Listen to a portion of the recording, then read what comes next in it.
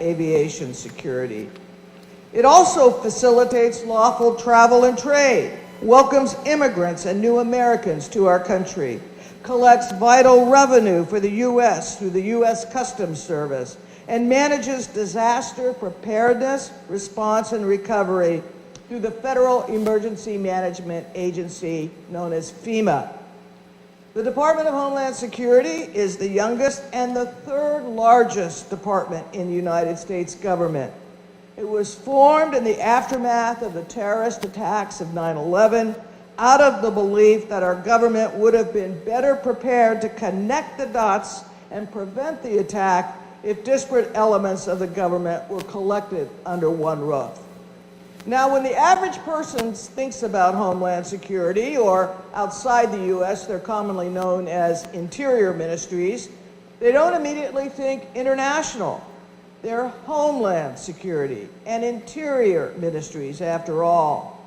But in reality, no national government can operate best practice domestic security operations without being international and working closely with international partners. So much of what protecting a homeland or the interior of a country is all about begins abroad in partnership with other interior ministries, allies, friends, and partners. This is true for the United States, and it is true for any public official welcome to deliver to their people the highest level of freedom, safety, and security. This is precisely why DHS has an international presence. It is why we must partner with friends and allies for its own protection. And it is why, in a quickly evolving world, we must, to quote the motto of the U.S. Coast Guard, semper paratus, be always prepared. And this most certainly is the case as it relates to cybersecurity, the topic we are all here to talk about today.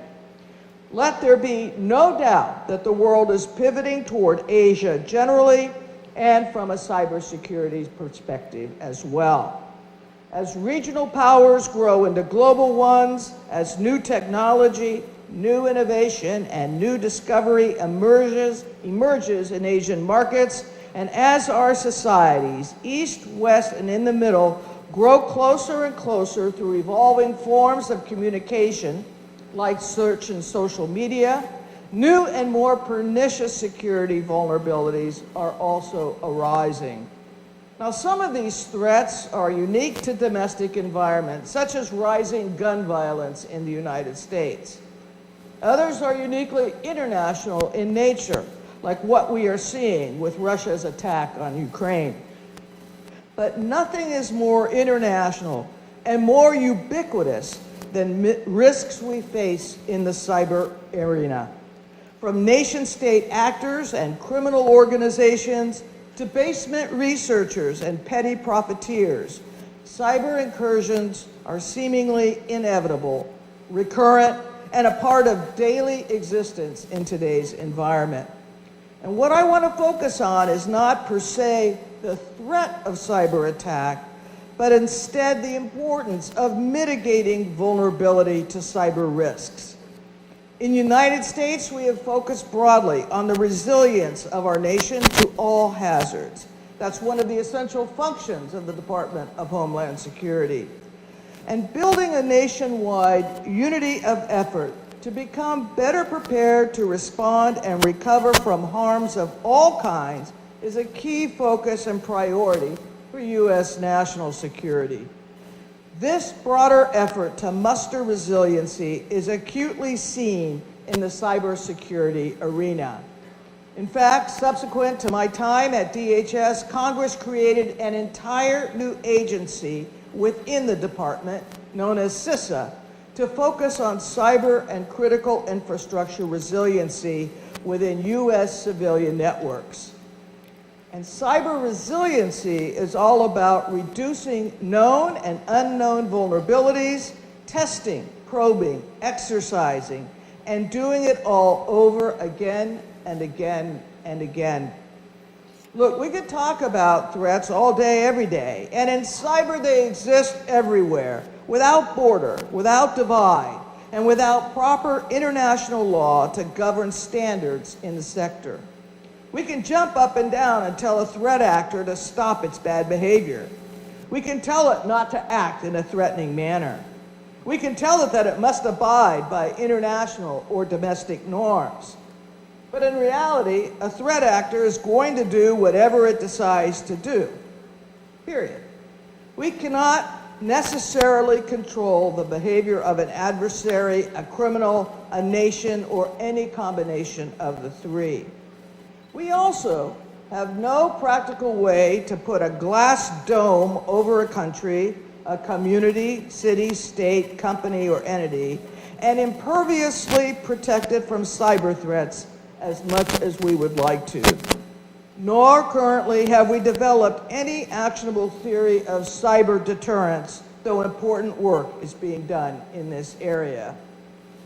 If we've learned anything about cyber in the past 10 to 15 years, it is that no matter how strong an organizational defense may be, there may be an adversary who can break through them. So what do you do when you cannot control or deter an opponent, adversary, or an antagonist? What do you do when you know no matter what you do, there'll be some way for an adversary to break a security perimeter? You manage what you can control instead. Look, we don't control the weather. Tornadoes, hurricanes, tsunamis, droughts, floods, and fires all occur.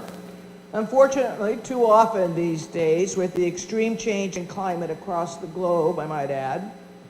And while we really cannot prevent these weather events from occurring, we make it through them by being prepared, by advanced deploying of emergency management capacity, by informing the public about the risks, and by responding efficiently and quickly when they pass. We make it through by managing the things we can control. And this is really the same model we must follow in cyber. We know we cannot suppress every threat, so instead we need to advance proper mitigation tools. We need to reduce attack vectors to the best of our abilities up front. We need to educate the public, the private sector, and any vulnerable entities about preparedness and resilience. And we need the ability to recover efficiently from attack. I know this sounds like oversimplification of complex issues to suggest soundness of mitigation and an increase in resilience are the pathways to success in the cyber area. But sometimes the simplest remedies are the soundest courses of action in complex landscapes. There's precedent for this approach. When I was Secretary of Homeland Security, we were faced with an ever-growing proliferation of homegrown threats to the United States, while at the same time dealing with risks associated with terrorism and international crime. Knowing that there are never enough resources nor the ability to avert every threat for a single government entity, we began to think about how we could force multiply our efforts to protect the homeland. In the end, we decided to crowdsource threat readiness by enlisting the American people in a nationwide effort to mitigate risk. We launched a campaign, which is now known ubiquitously as See Something, Say Something. I see some heads nodding in the audience, so I know many of you have heard about it and seen the campaign. But just a decade ago, it didn't even exist outside of a small effort in the New York City public transit system. We took it nationwide, and the public responded overwhelmingly. The department receives a significant volume of tips coming from that campaign on a yearly basis, and many times the tips are actionable. Now, while today I no longer have direct knowledge of how many risks are mitigated by See Something, Say Something, I can tell you back when I was at DHS, it was a significant number. So all of this takes me back to cyber and my basic premise. We cannot currently eliminate or deter threats in cyber, but we can mitigate the risk that those threats pose. We can do things that seem simple on their face, but that can be hugely consequential. Having a plan for what to do in attack is one such thing. Exercising proper cyber hygiene with systems, enlisting the public, the private sector, and civil society in general readiness. Teaching the very same audiences the do's and don'ts of basic cyber best practices, and teaching them again and again and again. And having the proper defensive tools in place to repel some sort of attack. All of these things seem simple, almost basic, but they are far too frequently overlooked as a standard by which to deal with risk in cybersecurity. As I said earlier, work to control things that can be controlled while keeping an eye on the things that cannot. See something, say something was not intuitive when it was created, but it is now, and it has worked to make the United States safer. I have always believed we should work to make the things we control to be the best they possibly can be, and that is certainly possible in the world of cyber risk mitigation. And we all have a role to play to keep our communities and our networks safe. It's been an absolute pleasure to be with you today to speak to these important issues. And I want to again thank you for inviting me to speak at this important gathering. Thank you very much. Thank you, the Honorable Jenna Napolitano. Thank you for your inspiring speech. 我们再次热情掌声给我们的致辞贵宾好吗 ？Thank you so much. Thank you. 紧接着，我们今天非常荣幸的邀请到蔡英文总统亲临2023台湾资安大会，给予资安产业与从业人员最大的鼓励。现在就让我们恭请蔡英文总统上台致辞。恭请蔡总统 ，Ladies and gentlemen, now please welcome our honorable guest, President Tsai Ing-wen, to give us her remarks. Welcome. 我们台湾资安大会主股会创办人吴其勋主席。我们张宏志董事长、柯建明代理处长，还有我们美国前国土安全部部长 Ms. Jenna Napolitano.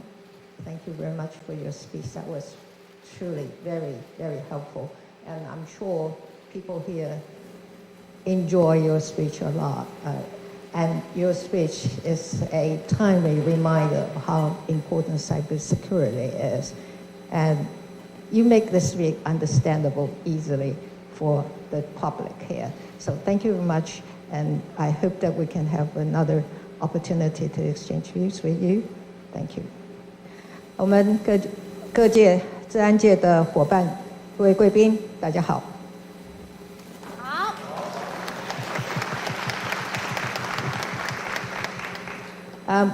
我们今天政府的很多的成员都在现场哈，那我们几乎把我们政府里面负责数位发展、资安的我们的工作同仁都到的现场，这是我参加过很少有这么多政府的部会首长或者副首长参加的一个场合，那也代表了就是说我们的政府对资安的问题的重视。那么台湾资安大会设立9年来，已经成为亚太地区最具指标性的资安盛事。我要再一次的强调，资安就是国安。我连续5年都来参加这场大会，就是代表政府对资安的重视。过去几年，我们积极推动资安及国安的战略，并且进阶到2.0。这当中有一些具体的成果，像是我们完成了资通安全管理法的立法工作，我们也成立了资通安全署。就在今年的2月，国家资通安全研究院也已经成立了。未来我们会加速培育我们资安研发的人才，强化资通安全的防护力道。那么今年的大会主轴是 Bring Security to。我们不仅要 bring security to Taiwan， 更要 bring security to the world。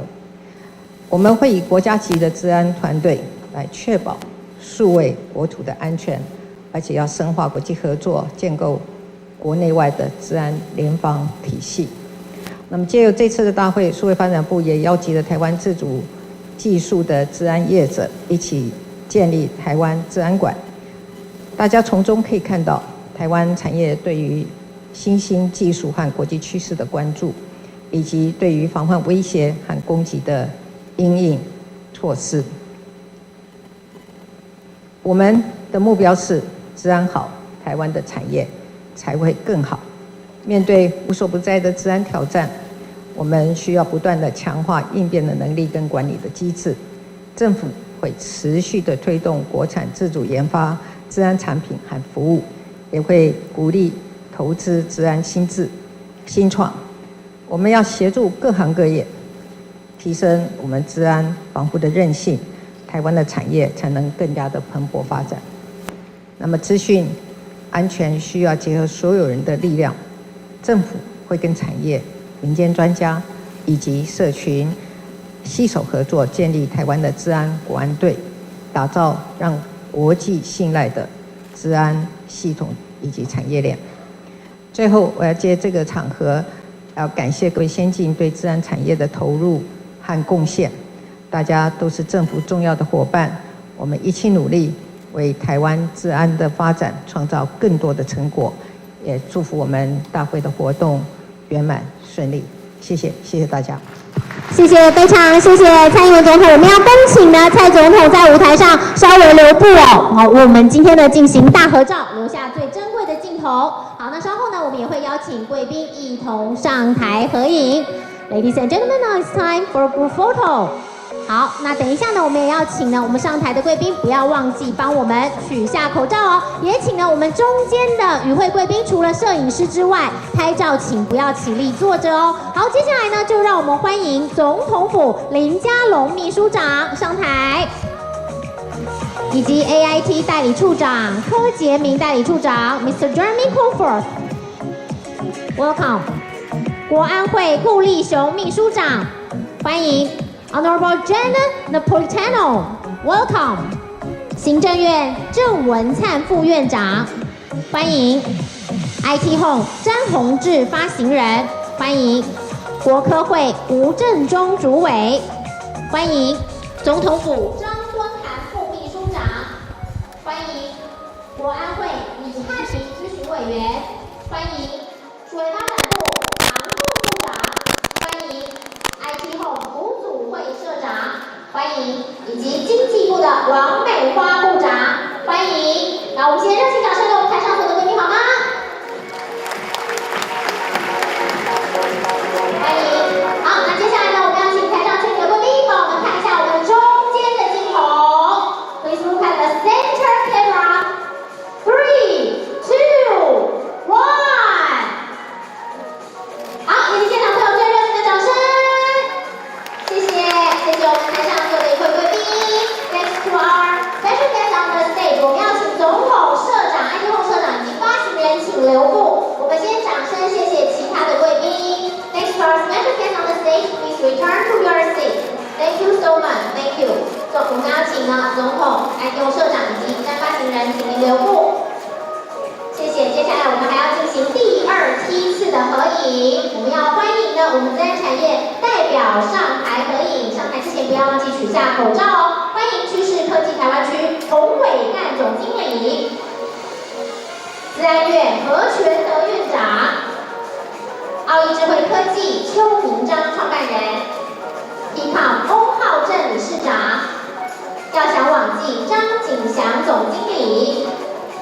TX1 刘荣泰执行长，中华资安国际洪进武总经理，精品科技刘正汉董事长，金城集团智慧资安科技詹一正董事长，以及部署数位安全蔡松平执行长。好，我们请大家给我们台上贵宾一个掌声好吗？来，请全体看一下我们中间的镜头。3、2、1。好，我们第2张照片，请右手帮我们比一个赞好吗？2023台湾资安大会，赞！台湾资安，赞！好，谢谢。我们要请呢我们台上的资安同业们请留步哦。